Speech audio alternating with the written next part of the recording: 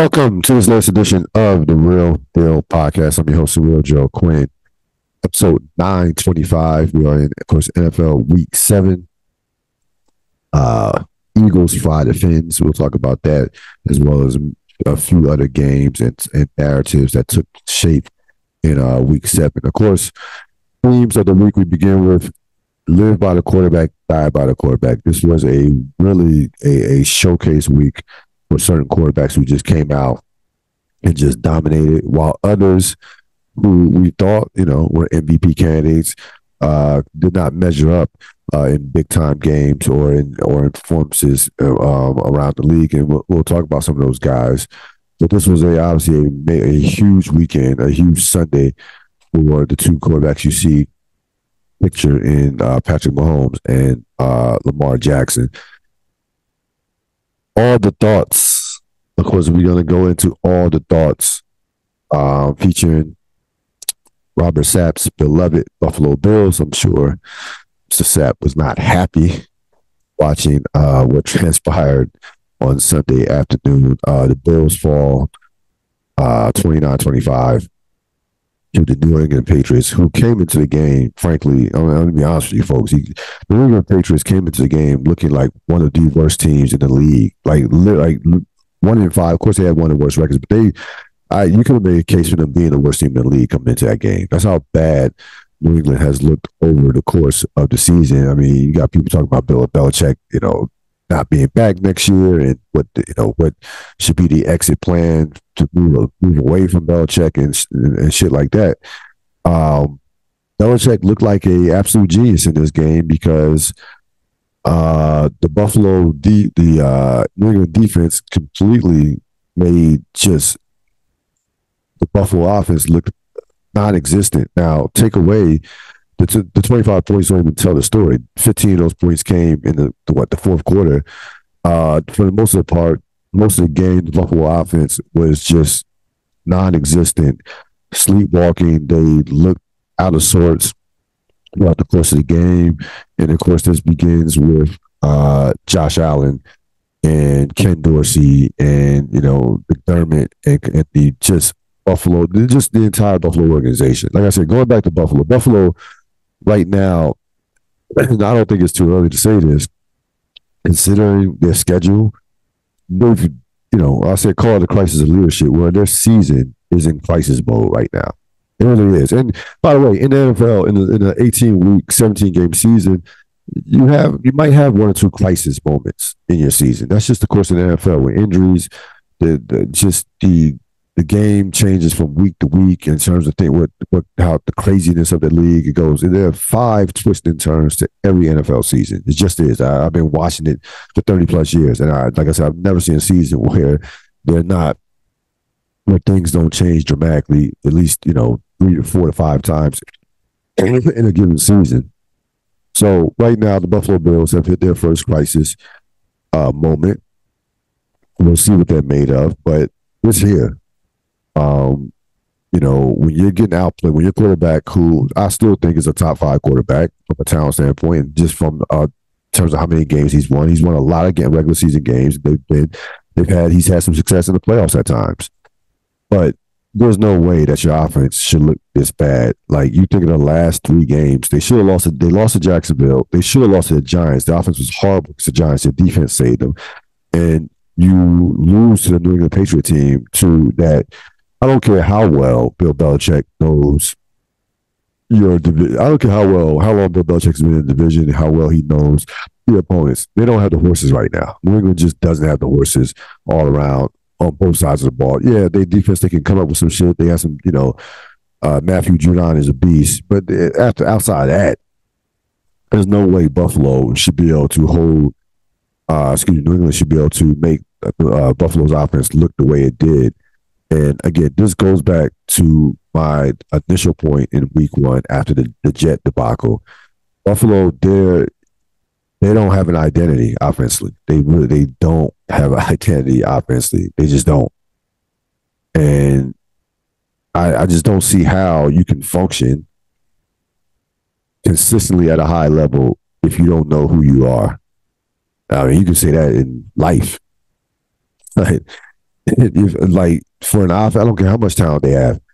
They just like they don't. It seems like they don't know what they want to do or what they're going to do or what they're trying to do. Like it's really it's almost fascinating to watch. Again, I'm sure it's not if you're a Buffalo fan, but you got this quarterback who has all kinds of talent. Like if you doubt Josh Allen's talent and his the guy can do anything with a football. Like ball placement, arm strength, athleticism. Like this guy's all world talent. But it seems like that doesn't matter if you are in your own head. And it seems like it seems like Josh Allen is not only playing against the defense, he's playing against himself. And when I see something like that, that's when I know that there's a philosophical strife internally within that organization in terms of how they want to go about using Josh Allen. And I've said this before. I text Rob Sapp a couple of days ago on Sunday. I don't see a situation unless they win the Super Bowl where McDermott is back next year. I just don't. I don't think. I just don't see us if it keeps going like this. And listen, the AFC. We'll talk about the AFC division, the divisional races in the NFL later on. But the AFC up top is loaded. Loaded with quality teams. Because you got teams that have stepped up and are playing well. Like, of course, you got the teams at the top, like Kansas City, Baltimore, those teams, Kansas City, Baltimore, Miami. But you also have, Pittsburgh. Pittsburgh's has played well. Cincinnati's headed in the right direction. Jacksonville is like 5-2. So they're trying to make the playoffs in the AFC this year. Like, even with 7 teams, good luck. Like, see, there are a lot of teams that are going to be in playoff contention. It is not. It is not even close to being a given that Buffalo makes the playoffs. It's not. And you look at the schedule. Now, this is not in any particular order, but they have Cincinnati, Philadelphia, Dallas, Miami, and Kansas City still on the schedule. And by the way, they will be on a short week this week with playing Tampa Bay. So in essence, a 3-day week, in essence is a 3-day week, a very short week. So I think that it is time to somewhat press the panic button. If you are a Buffalo Bills fan, of course you can't do that if you're part of the organization on the team. Sure, it's still a long season, but if you're a fan, a Buffalo Bills fan, you should be extremely concerned. Very. Like on a scale of 1 to 10, like 8.5 to 9.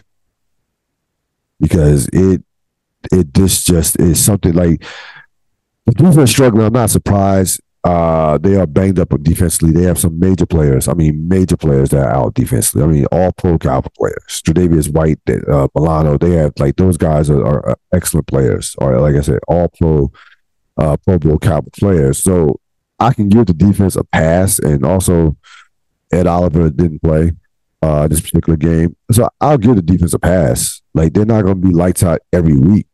And the New England Patriots, out of all teams, should not be able to put 29 points on you. They shouldn't be able to put 29 points on anybody. Like, New England Patriots have been a horrible offensive team. And you allow Mac Jones to go down the field for a game-winning drive? Mac Jones. So it is time to push the panic button, semi-panic button on Buffalo. Like I said, if you're somebody within that organization, you can't say you don't have the horses in terms of talent. We're not doing that. Especially on offense.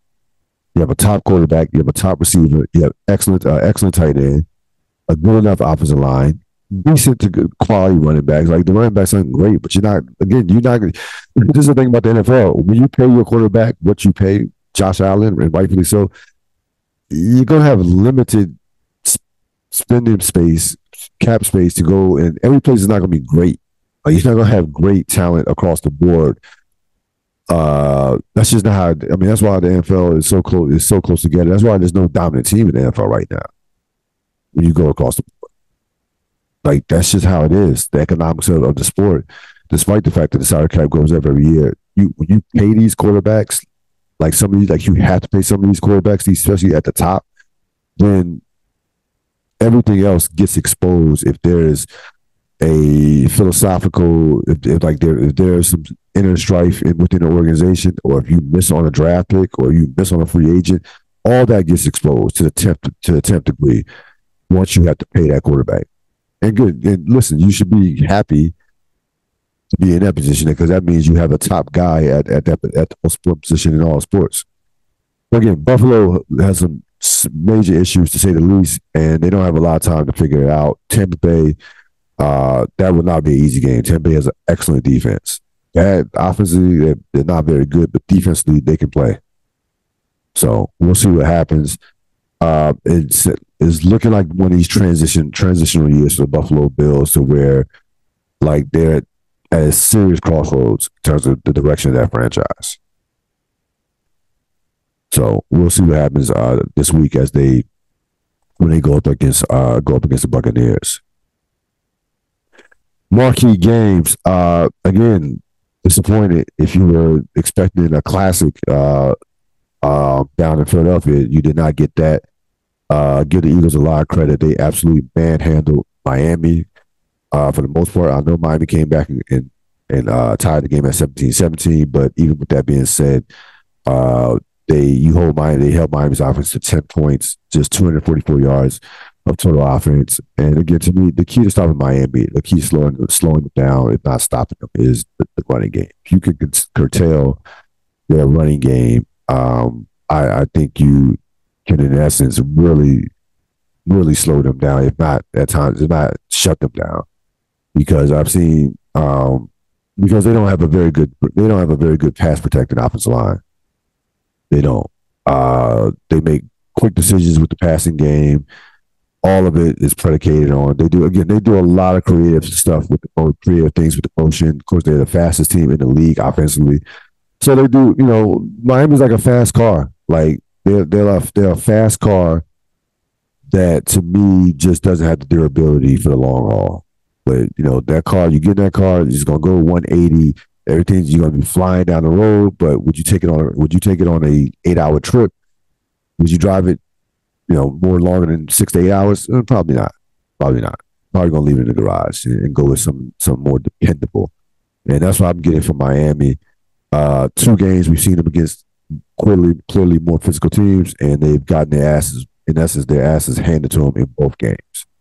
So they've been outscored by Buffalo and Philadelphia 79 to 37. If my math is correct. They had 48-20. Yep. 79 to 37. That's nothing to shake your head about. That's nothing like now again, both games are on the road. I get it. But if you're going to be a Super Bowl caliber team, they're going to have to win. I think they're going to have to win a game on the road, to be honest with you, to get to the Super Bowl. And they're not there yet. But again, they do get back their 2 starting cornerbacks, including, one being an all-pro caliber. Well, both of them are all-pro caliber. Xavier Howard and Jalen Ramsey. Like those are top guys when they're healthy at that cornerback position. So, and they can still make a trade. So there's still some room for them to grow and get better in terms of add to their team. They're going to, in essence, add 2 Pro Bowl caliber players, and then possibly, and they should, if they have any, if they are serious about making a Super Bowl run, should trade for someone next week, because the trade deadline is a week from today, Halloween night. Or Halloween day. The trade deadline is like next Tuesday at about 4 p.m. or 3 p.m. So it'll be very interesting to see what Miami does. They're going to have to do something. And I think there are a lot of teams out there that think they can make a run to the Super Bowl. I think you're going to see a busy trade. You're going to see a lot of moves made between now and next Tuesday. As far as Philly goes, again, this was Philly's best win of the season to me.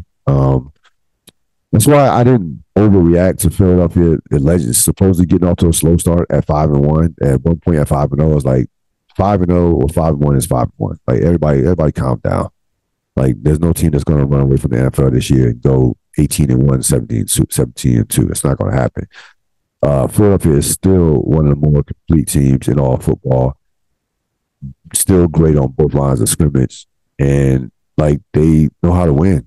Like the team, like there's all there is to it. This team knows how to win, and you love the aggressiveness of the coach. They are tremendous with the play calling. More times than not, it was shaky against the Jets, but again, that was one game. And they have a guy who is second in the running in the MVP race right now in terms of MVP odds, and Jalen Hurts. So they have a complete team, and they will be there. There's no question that they're going to be there at the end.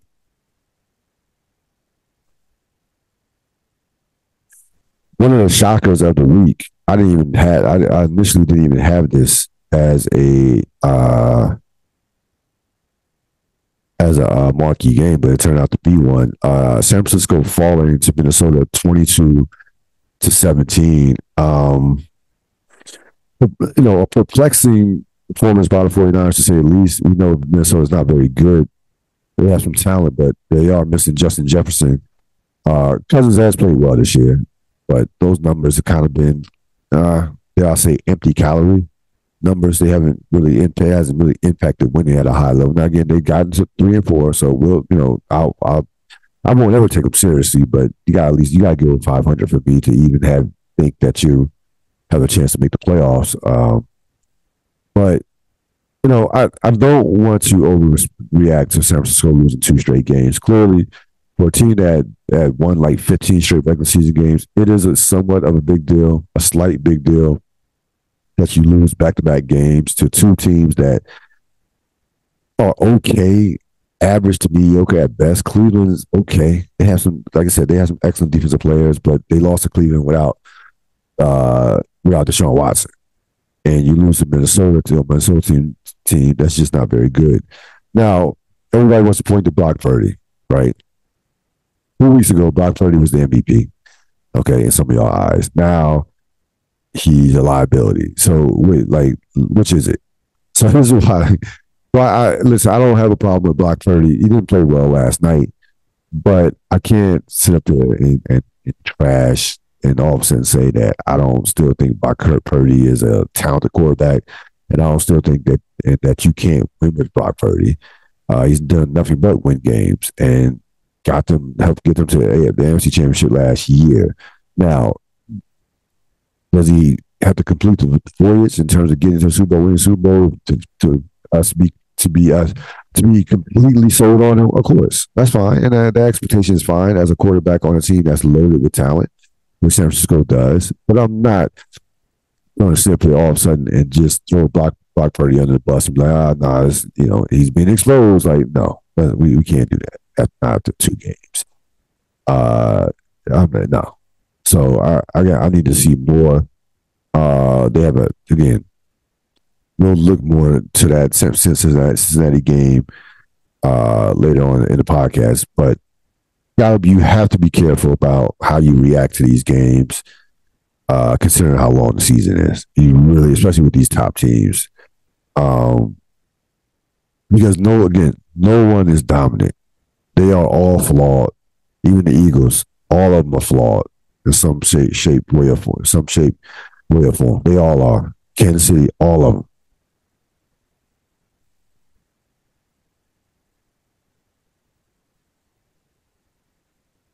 Game of the week kind of surprised me. Cleveland, which has a habit in playing some of these wild games, takes out Indianapolis 38-39-38. The thing that jumped about this game was just the insane performance in a game where you have, in essence, 77 points scored. It was a defensive player that was heads and shoulders above everybody, and that's, of course, Myles Garrett, with one of the best regular season performances that you will see for a defensive player. You're talking 9 tackles, a forced fumble. He blocked the punt and blocked a field goal. So he was single-handedly blocked a field punt that was resulted in a safety and blocked a field goal in a 1-point game. So he single-handedly was responsible for 5 points in a 1-point game. Had a ball batted down, forced fumble. I mean, you talk about being all over the place and just wrecking havoc on a game. And again, a game where it was so strange because Cleveland had their by far their worst performance defensively, even worse than the Baltimore one, because all Baltimore did was run on them. Indianapolis did whatever they wanted to on Cleveland offensively. They had 456 yards of total offense. So they did whatever. Like absolutely, when I mean absolutely whatever, they did whatever. Cleveland obviously fortunate to win this game, but this was, like I said, this was the absolute Myles Garrett show. He is top 3, top 5 defensive player in the league. Probably, I mean, Nick Bosa, Watt, those guys are only ones that you would even say that are even in the same category. So, and of course, I mean, Aaron Donald, not forget about him. He is a top defensive player in this league. And what that performance on Sunday was just, again, talk about a guy, a man possessed and playing like a man possessed. He was everything but that. And basically won the game for his team. I mean, that's all there is to it. Even in the game, I know they gave up a ton of points, but he more than made up for that from that standpoint. So Cleveland gets the win. Again, we'll talk more about this division, but this AFC North division is shaping up to have just a wild finish, and it's gonna be fun to watch. Who won the week? Lamar Jackson, and this is probably the second or third, at least the second time where I've had him win the week, and they up 35-0. He has a game where he completes over the same percentage passes with like 357. Was basically near perfect in a demolition of the Detroit Lions. The Lions aren't ready for that class yet. Lions are a nice story. They're going to make the playoffs because they're going to win the division. But they're not ready for the big boys for real. They're not. And which is fine. This is a step in the right direction of development of the team. Some young talent on the team, but when it comes to these big boys, physicality and things of that nature, they're not quite there yet. But getting back to Lamar Jackson, I was extremely critical of Lamar Jackson early in his career. It wasn't towards him per se. It was just the system, how he was being used. And I didn't see them at that point. I didn't see a way that they were going to develop him correctly. It seems like they were just hell-bent on using his athleticism. He's getting hurt year in and year out. I know he won the MVP, but it just seems like they were hell-bent on just saying, hey, Lamar, just run for 150 and we'll figure out the rest. That hasn't been the case by any stretch of imagination during this year. The numbers just don't tell the complete story with Lamar Jackson. Yeah, 71% is great. 8 touchdowns, 3 interceptions. Okay. But it's not even about that. It's about his pocket presence. It's about him looking off defenders. It's about him manipulating defenders with his eyes. He's doing the little nuanced things that great quarterbacks do in terms of manipulate, in terms of work throwing from the pocket. And it's about his patience. Like, he'll have a running lane, but you know what? I got a receiver open down the field for 15 yards or 20 yards. And again, give him his due, because a lot of people in the media said this could never happen. A lot of people in the media was like, oh, he's just a runner. So, talking about in terms of keeping that same energy, please keep the same energy because he's playing the best football by far. It's not even close. Even his MVP year, he's playing by far the best football in his career. By far. Like, I see the development. I see the time that he's put in. And again, give the offense a lot of credit. Hardball, it takes a lot to change, and especially when you pass him success and making the playoffs and things of that nature. But in order to get to the Super Bowl, this is something that had to happen. Now, again, we need to see this in January when it counts. When you're going against the top tier defenses or defenses that are designed that know you well, can he maintain this level of patience and discipline? Because it's easy, to do it in the regular season.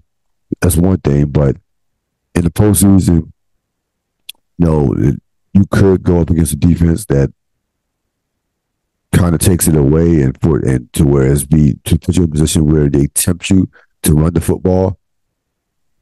So we'll see, if this, translates to the postseason. I still would like to see them get one more weapon if possible.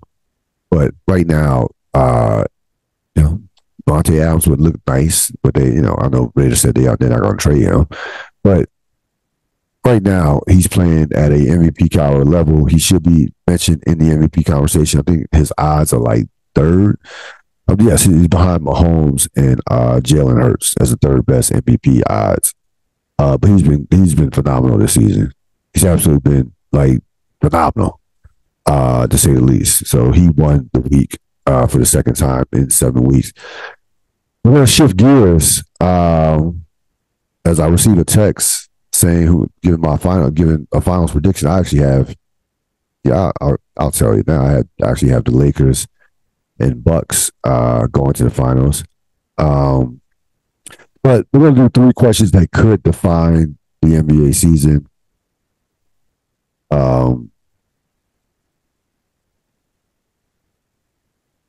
Sorry about that little pause here. I'm trying to do 2 things at once. So 3 questions. Question 1.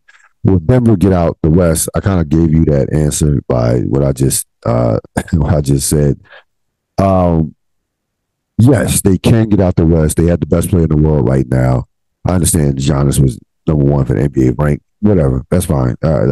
Those things he's either 1 or 2. These guys are either 1 or 2. But Jokic deserves to be considered the best coming off the postseason and winning a championship the way he did last year. But I don't think Denver's going to get out the West this year. Again, similar to the NFL, there's so much. The NBA is loaded with talent this year. The NBA is loaded with these teams are spread out. I don't even see a team winning more than 53 or 54 games. To be honest with you, I think teams that will be playing for the postseason. I'll be interested to see how these teams navigate now that the NBA is talking about getting tougher in terms of resting players and what have you. I believe it when I see it, because the bottom line is it's one of those things where it's hard to, it's hard to really to be as much of a players league as you are, and then all of a sudden try to get tough with players. Now, keep in mind they're gonna players are not, it could affect players as far as awards and things of that nature and incentives. We'll see how teams, navigate that, and how teams actually really care about that as far as not resting players. Like I said, Adam Silver has basically branded himself to be a players commissioner. It is hard to reverse that all of a sudden. Now, as far as Denver goes, the Bruce Brown loss is a big loss. It's a huge loss, to say the least. That guy is one of those intangible guys that helps put your team over the top to win a championship. That Denver Lakers series was a lot closer than what people realized. Lakers were in all those games and easily could have won 2 of them.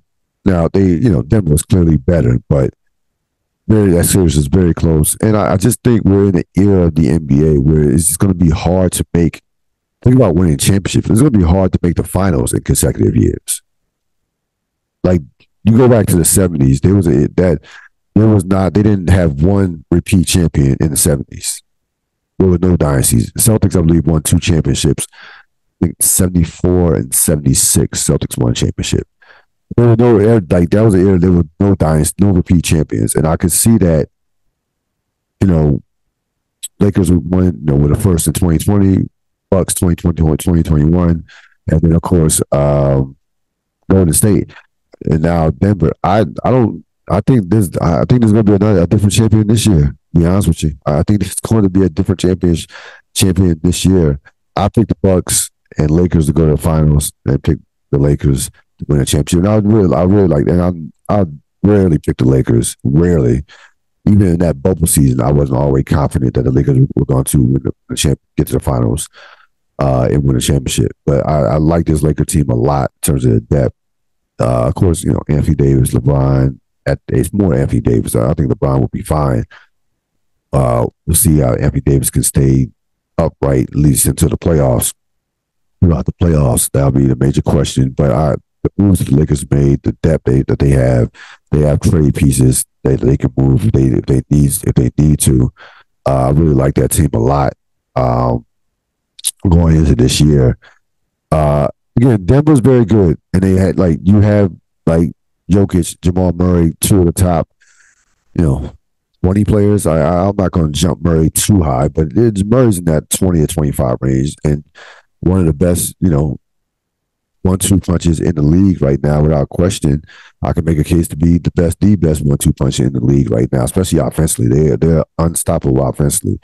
But this is not more of an anti-Denver pick. This is more of a just pro parity, league is loaded type deal. Second question, number 2. Now, this is not so much a defining the NBA season, but this is just kind of I want to have a little fun here because there's so much young talent in the league. Which player would you take for the next 5 years? Shai Gilgeous-Alexander or Anthony Edwards? Now, keep in mind, these are both dynamic players and franchise caliber players without question. That's not even debate. Anthony Edwards is 21 years old. Shai Gilgeous-Alexander is 25. So that had to take that into consideration. Their numbers are similar. Different styles of game. Edwards is clearly a superior athlete. Alexander, of course, mid-range, more cerebral, slightly more efficient, but not by that much. Edwards has had a moment in the playoffs. He's also looked, somewhat like the moment was too big for him in the playoffs at times. But that is, how it is for a young player. These are two guys that talk about player rankings. Edwards is ranked 13th. Shai Gilgeous-Alexander last year was first team All NBA. He came in. ESPN has him ranked 8th. Edwards was ranked 13th. So even close from that standpoint. I would probably lean myself. I would have to lean towards Anthony Edwards based off the fact that I think the upside is higher. Or not because of his age, but I could see Alexander playing at this level for the next 7 to 8 years, right? At this level, think about it. He's not going to. I mean, Gilgeous-Alexander last year was a legit MVP candidate. I don't think is there a world where we could see him possibly winning an MVP someday?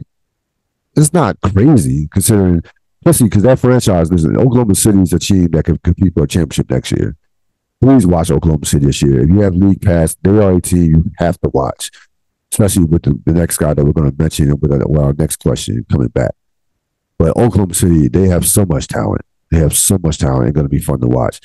But I don't know how much better is SGA going to get than last year when you're all NBA first team and when you are the top 5, or legitimately top 5 in the MVP race. Okay. Anthony Edwards, on the other hand, I just think that this guy could be a dominant defensive player. He can definitely improve his shooting. He'll get more experience. I just definitely like this guy. I would lean towards him by a nose, mainly because of the age standpoint. And I just see another level for him. He's nowhere near his ceiling. I think Alexander is much closer to his ceiling than Anthony Edwards. That's not even close from that standpoint. But both of these are two top young, talented players that are going to be must-see TV night in and night out for their respective teams. Third question: which rookie will have the better year? Victor Wembanyama or Chet Holmgren? Of course, Holmgren is he's going to be considered a rookie because he missed the entire season last year, didn't play. So I still think he is eligible from that standpoint. Because remember, Blake Griffin had a similar situation where he didn't play a minute and still was eligible. I still think he's eligible for that to be Rookie of the Year based off that. I could be wrong. I'm actually about to look that up now. But as far as these two players goes, these are generational talents. I think Wembanyama is going to be spectacular. You've heard me talk about him on the podcast. I just think that I can't see a scenario where, outside of injury, where he's not the best player 3 years. Like I say, I give it 3 years. I think he's the best player in the world. That's how high I'm on him. I'm on him as far as his skill set and as far as his upside. But this year, do not be surprised if this year Chet Holmgren has a better year. Considering the fact that his team is going to make the play, I think that team is going to make the playoffs in OKC, and I think that that team is ready made as far as knowing who they are, as far as their identity. Now again, we know San Antonio has Popovich and that type of stability with the whole R.C. Buford, and we know what San Antonio has brought to the table, but the bottom line is they're coming off a number of losing seasons. Like San Antonio's coming off like 4 or 5 straight losing seasons. So I think Wembanyama will have moments, but I also think that they will kind of watch him from a physical standpoint and kind of they're going to use him with kid gloves, so to speak. And if I had to pick a Rookie of the Year, I would pick Wembanyama to be Rookie of the Year. But I don't know. I got a feeling Chet Holmgren is going to might have the better year. Now, again, in terms of who do you take for long term, is Wembanyama. That's not even a question. And I love Chet Holmgren's game. These are both unique players in terms of their talent, their ability to shoot the ball, their defensive acumen, their defensive rim protection can be just these are going to be probably 2 of the top defensive player of the year. These guys both could be defensive player of the year candidates this year. That's how dominant that I feel like they could be from a defensive standpoint. They have that type of ability. So yes, long term you're taking Wembanyama. That's not even a question. But don't be surprised if Holmgren has the better year.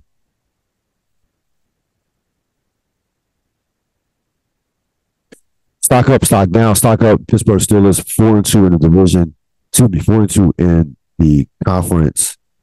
And again, they have some players on defense. They have a couple players on defense, but this is not a talent-laden Pittsburgh Steelers football team. They're not. They just have a Hall of Fame coach, and they have really kind of taken off. Carried over from how they performed last season. Last season, they could have made the playoffs.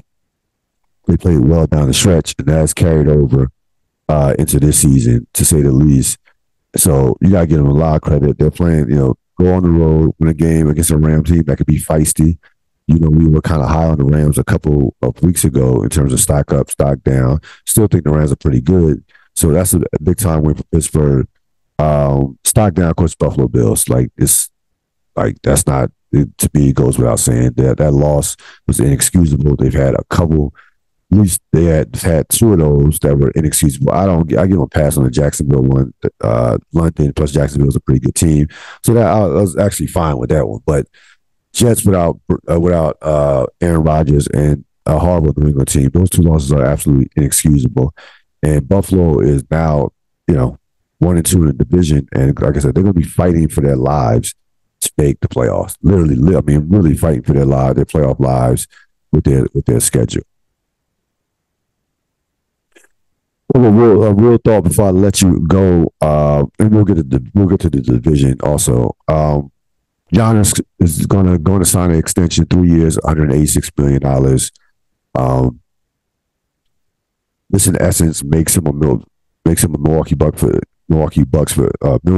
excuse me, for at least the next 4 years, up until he's 31, 32. Then he'll be eligible to sign he'll probably sign the the highest contract in NBA history. Now, give Giannis a lot of credit from this standpoint. You can never question his will. You can never question him wanting to win or not, or not being about winning. There's two parts to this. Number one, this is where Giannis is smart versus a lot of guys who make it about them. James Harden, Kyrie Irving. You're not going to be talking about this over the course of the season. It's not even going to be it won't be a topic. What we're going to be talking about in terms of Milwaukee is the chemistry between Dame and Giannis. That'll be the storyline. And does Chris Middleton still have any gas left in the tank, and so on and so on, and what moves what might have to make to catch up with Boston or to compete or to keep up with Boston? That'll be the Milwaukee storyline for the most part.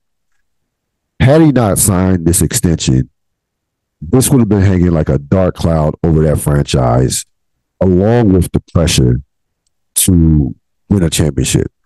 Not get to the NBA Finals, not get to the Eastern Conference Finals, win a championship. That is the pressure that Boston and both Milwaukee faced this year. So you sign the extension, you get your money. It's like you didn't take a haircut, and you just focus on basketball. And again, what a concept in 2023. And it just focus on basketball. You don't have to focus on social media, no off the court shit. You can just come to practice, play basketball, win games, and go about our lovely days. No trade requests. We can just focus on playing basketball. So this is an absolute breath of fresh air. And this is why he is the epitome of a franchise player, of a superstar. Because you don't have to worry about no bullshit with Giannis. No bullshit. He made his play. And by the way, you know how Giannis makes his play in the summertime, putting pressure on the organization? What does that result in? You get Damian Lillard. So, he didn't say, hey, I want out. He just said, hey, I'm about championships. I'm not satisfied with one. Make it do what it do. That's all there is to it. It wasn't no I'll hold out. Nah. Hey, I want more than one championship. Y'all figure it out. Voila. Damian Lillard appears. So this is how a superstar is supposed to conduct themselves in 2023 in the NBA. Period. We're not going to be talking about this contract extension. We're not going to be talking about this, him being a possible free agent next year. Well, not next year, this summer. Now, again, he could have waited and then signed the biggest contract in NBA history in the summer of 2024, which he would have been eligible for, and which he certainly would have gotten. Because I'm going to assume that he's going to make one of the All-NBA teams, either defense or just All-NBA in general, if he stays healthy. He stays healthy, he's making one of those All-NBA teams, period. If not winning MVP. But no, you know what? Sign this extension now. I could become a free agent in a couple years after the 26-27 season, and let's keep it moving. That's how you handle that. That is how you handle your business. And it takes so much pressure off everybody in terms of, I don't have to answer Giannis staying questions if we hit a 2-game losing streak in January. Okay. Don't have to answer that. Now, if we hit a 2-game losing streak in January, oh, you know what? Still figuring it out. Still long. Still a lot of games to play. We'll be okay. You just stick to basketball. Not about contract extensions or him leaving the franchise. Now, with that being said, the pressure is still on Milwaukee, not only to win a championship, but it's not like Giannis is going to not like Giannis, can't force a trade if Milwaukee does not maintain bringing in talent and keep them that keeps them at a championship level. So let's, we've seen crazier things happen than Giannis forcing a trade in the NBA. That's where we're at in 2023 as far as player movement and what have you. Giannis he desperately wants to win another championship. This guy is about winning. So he's not going to, I don't think that you as an organization, you can take a deep breath, but you don't assume that you don't have to continue to improve the roster and what have you. Yeah, that's just But that's not the case with this dude. But again, this is how he handled the situation is textbook, absolutely textbook. Just deal with stuff that's on the floor. No bullshit. We just keep it moving. As far as the NFL divisions go, before I let you go, uh, the Miami Buffalo race is going down to the wire, and I would predict that it probably will come down to that game at Miami late in the year. That's going down to the wire without question. This NFC North race is going to be just, if you're a football fan, you don't have a root interest, you can just root to watch all these games. Baltimore 5-2, Pittsburgh's 4-2, Cleveland's 4-2, Cincinnati is 3-3. Okay, all of them are playing good football right now. Cleveland's going to get back to Deshaun Watson. Okay, we have a situation where you have Lamar Jackson playing at the MVP level. You know, we've already talked about Pittsburgh, and Cincinnati seems to have found their footing after a slow start. All of them. Now, Cincinnati's 0-2 in the division, which obviously hurts. Pittsburgh is 2-0 in the division. Everybody said, now the big piece is Cincinnati has a losing conference record at 0-3. That could hurt for them in terms of making the playoffs all together, all around. But this division, again, these teams still have to play each other, of course. And this is just going to be a fun division to watch. Like, all these teams are good, are solid teams. There are no weak links in amongst these teams. So this would be the division to watch in the NFL without question. Jacksonville, Houston, we'll see if C.J. Stroud. I don't think C.J. Stroud can keep this up for the entire year. It's been very good. I'm not saying he won't be a great quarterback, but I think the league will catch up to him later on in the season. So I think that's Jacksonville's division to lose. Kansas City division is over. It's just that division. We know that division is over. It just is. Right now, it's over. Dallas, Philadelphia still have 2 games to play against each other. That will decide that division. What the Commanders and Giants or whatever.